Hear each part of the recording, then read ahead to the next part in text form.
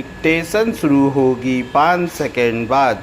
5 4 3 2 1 start. अंततः paper leak विरोधी संशोधन विधेयक लोकसभा से पारित हो गया।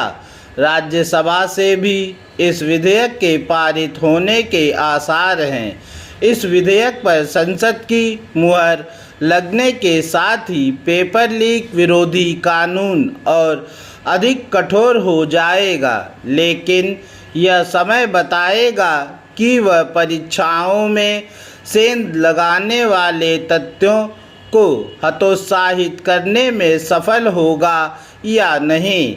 निसंदेह परीक्षाओं में सेंध लगने की समस्या को देखते हुए पेपर लीक विरोधी कानून को कठोर किया ही जाना चाहिए, लेकिन यह ध्यान रहे कि कड़े कानून एक सीमा तक ही प्रभावी होते हैं।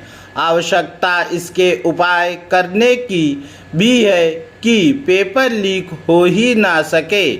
आशा की जाती है कि नंदन नीलेकणी के नेतृत्व में गठित समिति की ओर से सुझाए गए उपायों पर अमल करने में भी तत्परता दिखाई जाएगी। ऐसा करना इसलिए आवश्यक है क्योंकि देश में पेपर लीक कराने वाला एक माफिया पैदा हो गया है।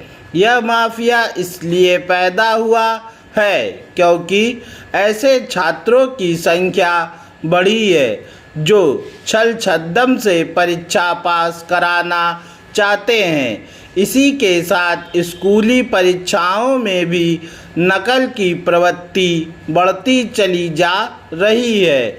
जो छात्र स्कूली परीक्षाओं में नकल करके पास होते हैं वही आगे चलकर प्रतियोगी परीक्षाओं की अनुचित तरीके से पास करने के जतन करते हैं। स्पष्ट है कि पेपर लीक की समस्या के पीछे कहीं ना कहीं समाज का चारित्रिक पतन भी जिम्मेदार है।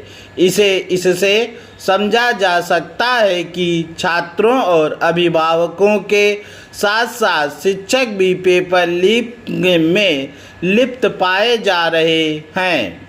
यह एक विडंबना रही कि लोकसभा में पेपर लीक विरोधी कानून को और कठोर किए जाने संबंधी विधेयक पर चर्चा के दौरान पक्ष और विपक्ष के बीच आरोप प्रत्यारोप तो खूब हुए, लेकिन पेपर लीक की समस्या के लिए उत्तरदायी नैतिक पतन की ओर ध्यानाकर्षण नहीं किया गया।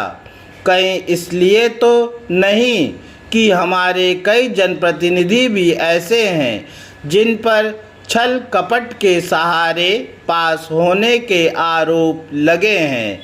यह निराशाजनक रहा कि लोकसभा में पेपर लीक विधेयक के गुण दोष पर बहुत कम चर्चा हुई।